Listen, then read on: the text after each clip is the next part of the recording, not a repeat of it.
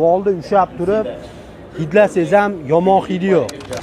Biz O'zbekistonda yaxshi mol boqamiz deb o'ylagan edim. Germaniyaga kelib ishlab ko'rmaguncha. Germaniyaga kelib, ko'rib, mollarda qanaqa holatda turadi, qanaqa holatda baqishadi, chisti matematikadan boshqa narsa emas.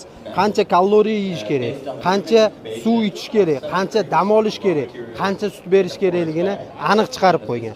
O'zbekistonda biz yeyotgan ovqatini kaloriyasini o'lchamaymiz.